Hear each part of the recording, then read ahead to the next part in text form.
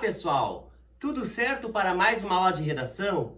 Hoje vamos tratar de mais um tema específico. Vamos falar de epidemias.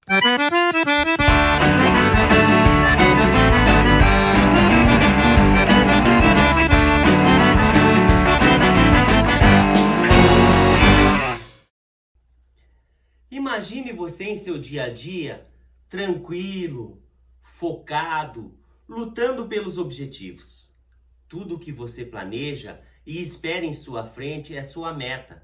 Seja passar no Enem, seja atingir o sucesso profissional ou outra aspiração qualquer. Mas de repente, surge alguém na sua frente e ele passa a aparecer em todos os caminhos. Não importa onde você vá, ele se torna um pesadelo. Os teus objetivos passam agora a ter um papel secundário. Você precisa agora se livrar desse obstáculo. Somente se tiver êxito, você poderá seguir normalmente com sua vida.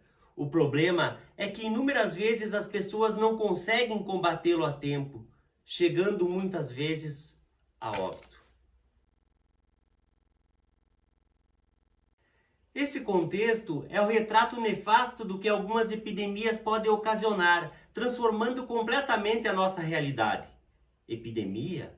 Mas o que é uma epidemia?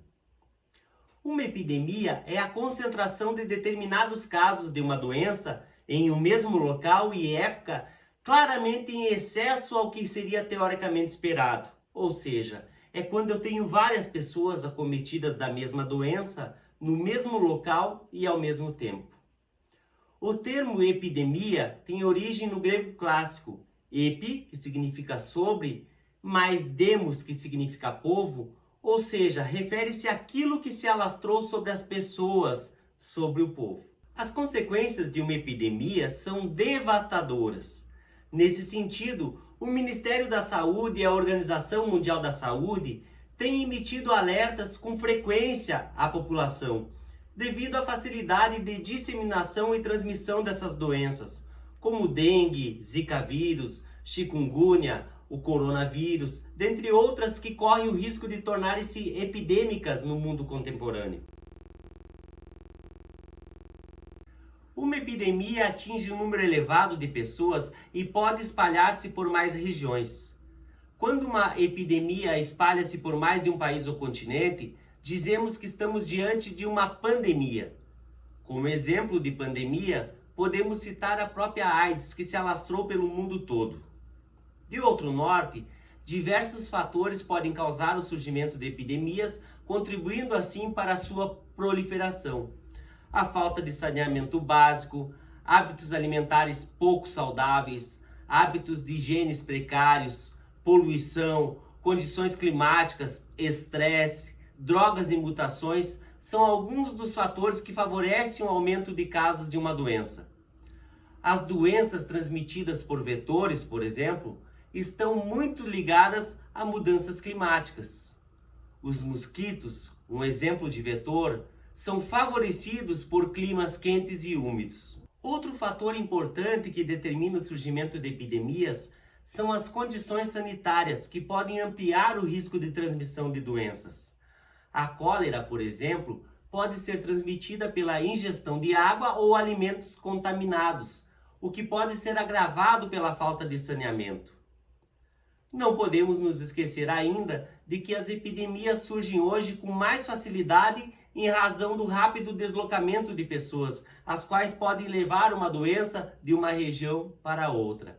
Logo, é muito importante que as pessoas passem a adotar medidas profiláticas, ou seja, com caráter preventivo, a fim de evitar o alastramento dessas doenças. No mundo contemporâneo, podemos afirmar que vivemos em um cenário contraditório.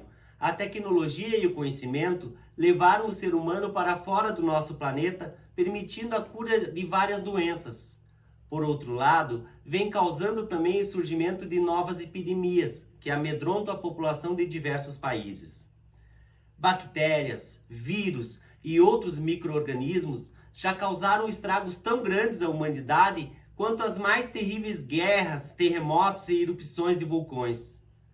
Nesse contexto, Vejamos agora as principais epidemias que têm assolado a população mundial atualmente. Malária. Essa doença tem registros na humanidade há mais de 4.000 anos.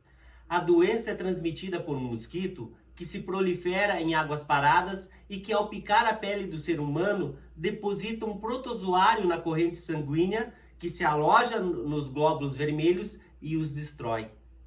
Alguns dos principais sintomas da malária são febre, calafrios, suor, dores de cabeça e musculares. A malária continua representando um sério fator epidêmico, principalmente na África e ao sul do deserto do Saara. Febre por vírus Zika.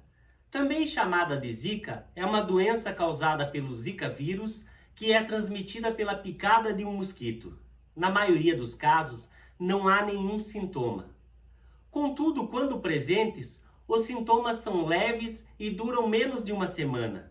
Eles incluem febre, irritação na pele, dores nas articulações e olhos vermelhos. Em alguns casos, o Zika vírus pode provocar paralisia, como a síndrome de Guillain-Barré. Em gestantes, essa doença é muito grave, pois pode causar defeitos congênitos no bebê, como a microcefalia, por exemplo. Não há vacina ou tratamento específico. O foco está em aliviar os sintomas e inclui repouso, reidratação e paracetamol para febre e dor.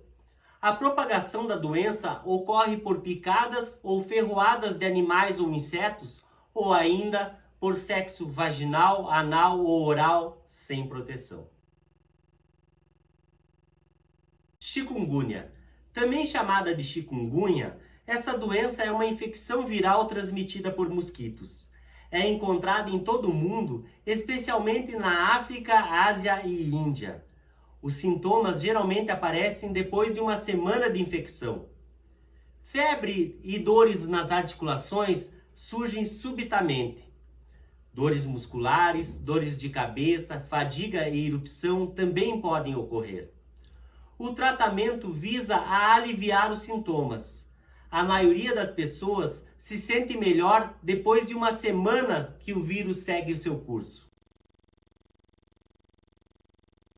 Sarampo. O sarampo é uma infecção viral e seus sintomas aparecem apenas de 10 a 14 dias após a exposição. Eles incluem tosse, coriza, olhos inflamados, dor de garganta, febre e irritação na pele com manchas vermelhas. Não há tratamento para se livrar de uma infecção de sarampo estabelecida, mas antitérmicos ou vitamina A podem aliviar os sintomas. A propagação dessa doença pode ocorrer de diversas formas, de mãe para bebê, durante a gravidez, parto ou pela amamentação, por gotículas respiratórias no ar, por meio de tosse ou espirros, por saliva, por meio de beijos ou bebidas compartilhadas, por exemplo, por contato com a pele, por meio de apertos de mão ou abraços, por toque em superfícies contaminadas, como por exemplo, tocar um cobertor ou uma maçaneta que esteja contaminada. Coronavírus. Trata-se de uma grande família viral conhecida desde 1960 e que causam infecções respiratórias em seres humanos e animais. Os sintomas podem envolver coriza, tosse, dor de garganta e febre. O período de incubação é geralmente de 2 a 14 dias. As investigações sobre as formas de transmissão do coronavírus ainda estão em andamento, mas a disseminação de pessoa para pessoa, ou seja, a contaminação por gotículas respiratórias ou contato, está ocorrendo. Qualquer pessoa que tenha contato próximo, cerca de 1 metro, com alguém com esses sintomas respiratórios, está em risco de ser exposta à infecção. Olá! Você gostou de assistir um pouco da aula do Prof. Norton? Tem acesso às aulas completas, com muita informação, aplicação prática dos conteúdos e super dicas de intertextualidade para você utilizar em seu texto. Acesse agora o nosso site e matricule-se no curso completo de redação profnorton.com.br.